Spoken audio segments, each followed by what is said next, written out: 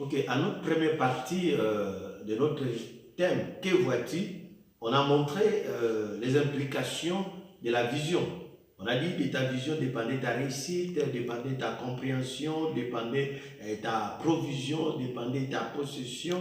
Et on a défini que la vision était la représentation d'objets inaccessibles ou cachés donnés par Dieu. Donc lorsqu'on parle de la vision, c'est qu'on est connecté à ce que Dieu a préparé d'avance. On a un focus sur les grands plans de Dieu. C'est de cette vision qu'on est en train de parler. Ce n'est pas des visions que je regarde. On est en train de parler des choses qui sont inaccessibles, mais préparées d'avance par Dieu et que vous entrez en contact de cette vision dont on est en train de parler. Parce que vous devez savoir, avant que vous ne soyez sauvés ou que vous ne deveniez enfant de Dieu, il y a déjà des choses que Dieu a prévues d'avance. Qu'est-ce que vous devez faire? Vous devez vous connecter. Mais comment vous connecter si vous ne voyez pas? Cela dit, l'apôtre Paul, il priait pour que les yeux des gens soient illuminés. Donc, il faut que vos yeux s'ouvrent pour que vous voyez, soit en Christ. Vous voyez dans votre position en Christ ce qui est attaché à votre appel. Et on a dit que beaucoup de chrétiens vivent avec des pseudo-visions. Donc, les ambitions, les réactions, les réponses, les accidents, les circonstances, juste la confirmation. Beaucoup de visions dans la vie de beaucoup de personnes sont influencées. D'ailleurs, la plupart des visions sont influencées par ce que tu entends. Parce que ce que tu entends détermine ce que tu vois. En fait, il y a des gens qui voient leur bonheur en Europe parce qu'ils ont entendu qu'il y a du travail là-bas. Donc, du coup, ils croient que l'Europe, c'est la vie. Parce qu'ils ont entendu que quelqu'un dit qu'il y a du travail. Comme aujourd'hui, tout le monde se focalise au Canada. Parce qu'ils ont entendu qu'au Canada, même s'ils ne sont jamais arrivés, mais ils ont entendu qu'au Canada, il y a du travail. Du coup, ils ont focalisé leur attention, leur vie au Canada. Donc, ce que tu entends peut influencer ta vision. Ton passé peut aussi influencer ta vision.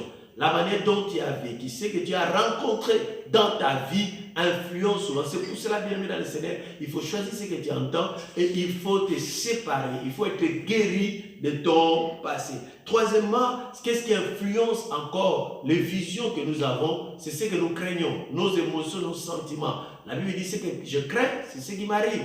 Avez-vous déjà remarqué que lorsque vous craignez de voir les fantômes, vous partez derrière la maison, il y a un arbre qui est là, mais vous regardez l'arbre, vous vous dites que l'arbre là c'est un fantôme. Donc vous imaginez des choses à cause de votre crainte. En tant qu'enfant de Dieu, nous devons marcher par la foi. Parce que la Bible dit, nous ne marchons pas par la vie, mais nous marchons par la foi. Votre crainte de l'âge, votre crainte des réalités économiques peut influencer votre vision. C'est pour cela que vous allez voir que les disciples, ils étaient dans la barque. Lorsque Jésus est venu, alors qu'ils avaient déjà la peur, ils ont cru que Jésus était un fantôme. La peur a mis dans l'esprit que ce n'était pas Jésus-Christ. Et nous voyons aussi la vision est influencée par l'état de l'âme. Lorsque quelqu'un est impatient, lorsque quelqu'un a une mauvaise attitude, déjà, cela détermine ce que la personne voit. Donc, il est très important, bien aimé, de comprendre ce que nous sommes en train de dire pour que vous changiez votre manière de voir, pour que vous ne voyez que ce que Dieu a prévu, même si Satan existe, même si la maladie existe, mais ne voyez que ce que Dieu a prévu. Voyez-vous, pour bien expliquer ce que j'appelle la vision, je vais prendre l'histoire dans Marc 5 de la femme à la perte de sang. Cette femme venait vers Jésus, elle n'avait pas encore vu Jésus physiquement. Et lorsqu'on venait vers Jésus, il y avait la foule, mais elle voyait dans les pans de la robe. Cela veut dire quoi? Alors que les gens voyaient la simple robe, elle avait un focus dans Jésus et dans la robe, elle voyait sa guérison. Bien aimé, lorsque vous partez à l'église, qu'est-ce que vous voyez? La beauté du pasteur, la beauté de la salle, la taille du pasteur, l'âge du pasteur. Non, lorsque vous voyez tout ça, vous ne pouvez pas voir votre miracle. Dans votre pasteur, voyez Christ. Dans votre église, voyez la présence de Dieu. Dans votre vie minable, voyez Dieu. Voyez Dieu, voyez Dieu. Dieu est présent et quelque chose va se faire. Alors, qu'est-ce que la vision apporte? Les avantages de la vision. La vision vous amène à agir avec précision. Lorsque vous avez la vision, comme la femme à la perte des sangs, elle est venue, elle n'a pas touché la main, elle a touché les bords du vêtement de Jésus. Deuxièmement, la vision vous amène à agir avec confiance. Lorsque vous avez la vision, vous agissez, vous savez où vous allez. Troisièmement, la vision vous pousse à agir en avance. Vous allez dévancer les autres. La vision vous amène à éviter la confusion, les tâtonnements et les hasards. Alors, bien aimé, lorsque vous voulez agir dans les domaines de la vision, vous devez savoir que la vision, votre vision doit comporter des branches, doit avoir des composantes. Et je vais appeler ça les chandeliers de la vision. Vous savez, les chandeliers étaient un instrument qu'on utilisait dans le temple ou dans le tabernacle et qui avait cette lampe. Donc, c'était la lumière, mais en 7 branches. Alors, nous allons parler des chandeliers de la vision parce que les chandeliers, c'était pour éclairer. Nous parlons de la vision. Donc, quels sont les éléments qui vont vous aider, coûte que coûte, à voir, à arriver à atteindre à vos objectifs? Premièrement, il faut avoir l'univision. Il y a des gens qui n'ont pas de focus.